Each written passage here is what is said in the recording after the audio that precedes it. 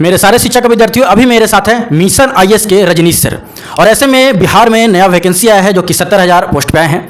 और इसमें आप लोगों को पता है कि जो 52,000 पहले 6 to 8 थे वो कमा कर 31,000 कर दिया गया है। 31,800 या 900 कुछ है, मतलब 32,000 के समथिंग। और ऐसे में 9th 10th 11th 12th का भी 18,000 दिए गए हैं। और ऐसे में पिछला वैकेंसी कंप्लीट नहीं हुआ है। 1,70,000 का वादा किया गया था, अभी तक उसका रिजल्ट पे रोक लगाया गया है। खासतौर पे बीएड वाला पे रोक ही लगा दिया गया है। और ऐसे में बीएड वर्सेस बीटीसी का मैटर भी चल रहा है। पिछला कोई चीज कंप्लीट किए नहीं गए हैं और ऐसे में अभी 70,000 के करीब में वैकेंसी निकाल दिया गया है। तो हम लोग कैसे विश्वास करें कि ये वैकेंसी कंप्लीट किया जाएगा और इस पर क्या सिलेबस रहेगा, क्या सारा रणनीति है, कैसे तैयारी करेंगे, क्योंकि इसमें 6 to 8 वालों को बीएड वालों को भी मौका मिलेगा। तो कहीं ना कहीं बीएड वालों के लिए जो है खुशखबरी भी है। तो सारा चीज़ मैं रजनीश सर से जानूंगा कि सर इसको लेकर कैसे पढ़ाई करें, इसको लेकर आगे कैसे रणनीति करें और ये एग्जाम भी जल्द से जल्द ले लिया जाएगा सर। और वैकेंसी तो आ ही गया है सर। मेरा क्वेश्चन ये है सर कि पिछला वैकेंसी अभी तक कंप्लीट हुआ नहीं है सर और अगला वैकेंसी निकाल दिया गया है और इसका मैं रणनीति भी जानूंगा सर, कैसे तैयारी करना, क्या करना है। पर इस पर क्या बोलना है? देखिए, ऐसा कोई जरूरी नहीं है कि वैकेंसी पिछला चल रहा है तो नई वैकेंसी नहीं आ सकती। ऐसा कोई रूल नहीं है। आयोग के पास सिर्फ 2 ही परीक्षा नहीं है, कई परीक्षाएं होती हैं। आयोग हर तरह का ऑडिटर, असिस्टेंट ऑडिट ऑफिसर, कई इंजीनियरिंग सर्विस, कई परीक्षाएं लेती हैं आयोग। ऐसा कुछ नहीं है कि आयोग एक परीक्षा कंप्लीट नहीं किया दूसरा नहीं निकाल सकता वैकेंसी। आयोग के पास पूरा विंग है, फॉर्म भरवाने वाला विंग अलग, फॉर्म स्क्रूटनी करने वाला विंग अलग, परीक्षा लेने का विंग अलग। नहीं, ऐसा तो नहीं है सर कि बीएड वालों को खुश करने के लिए सर वैकेंसी निकाल दिया गया? ऐसा कुछ नहीं है सर। सीटें खाली थी, वैकेंसी पहले भी आना था, लेकिन उन्होंने कहा था पहले भी कि जो सीटें खाली रह जाएंगी उसमें वैकेंसी हम तुरंत देंगे। बीएड वाले निर्णय तो बाद में आया। उन्होंने कहा था कि 75% सीटें भरने की कोशिश करेंगे, जो खाली रहेगा उसका हम फिर से वैकेंसी तुरंत देंगे। वो पहले भी उन्होंने बोला था। लेकिन ये बात तो ही जरूर सही आपने कहा कि बीएड वाले बहुत हताश थे, उदास थे। इस वैकेंसी के आने से उनका जो हताशा था, उदासीपन था, वो कहीं ना कहीं दूर हुआ है और बेहद इसका स्वागत होना चाहिए। जितना जल्दी आया, उनका अगर देर से आता तो डिप्रेशन बढ़ता जाता, कुछ बच्चे गलत निर्णय भी ले सकते थे। ऐसे वैकेंसी आ जाना एक तरह से अमृत साबित हुआ। और मान लीजिए वैकेंसी अपने टाइम पे आ गया, एग्जाम हो गया, तो होली जो मनेगा अगला फेज के ही बच्चों का होली मनेगा नौकरी के बाद ही। यानी होली से पहले फाइनल रिजल्ट आ जाएगा अगला फेज का भी, जिस तरह वो काम कर रहा है। Yes sir. सर तो जो वैकेंसी आया है सर, इतना सारा 70,000 के करीब में वैकेंसी आया सर, उसको लेकर सर क्या रणनीति रहेगा? बच्चे लोग कैसे तैयारी करेंगे अभी से ही? और इनका एग्जाम लिया जाएगा सर बहुत ही जल्द, तो इसको लेकर सर क्या रणनीति? सबसे पहले तो सीट बता दूं, पीआरटी में तो कोई वैकेंसी है नहीं और 6 to 8 में जो वैकेंसी है वो है 32,000 के आसपास कही है, 31,900, 32,000 मान लीजिए।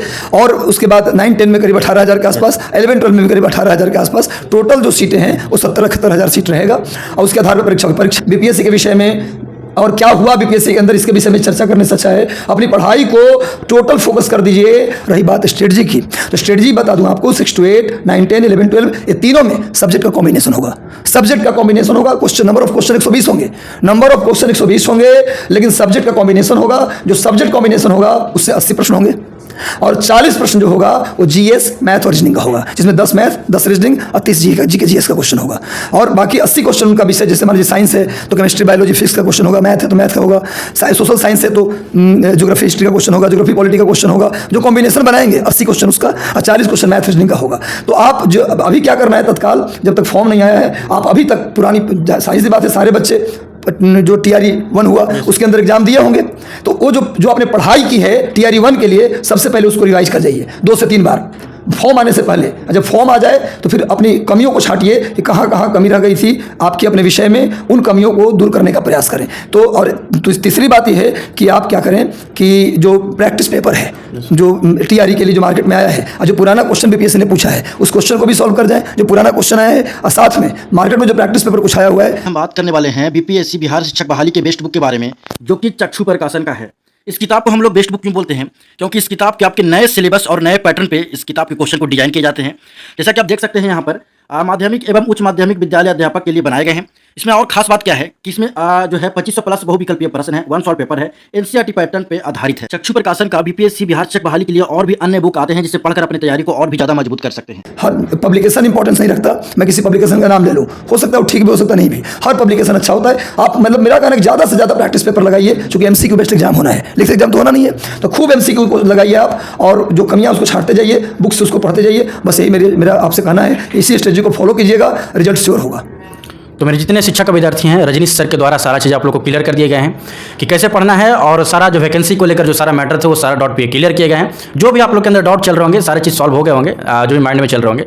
तो जितने भी स्टूडेंट हैं चैनल को सब्सक्राइब करके बेल आइकन प्रेस करके जुड़े रहें और जैसे ही कोई इन्फॉर्मेशन आता है शिक्षक बहाली से रिलेटेड तो मैं सारा चीज़ आप लोग के साथ अपडेट करता रहूँगा। तब तक के लिए धन्यवाद।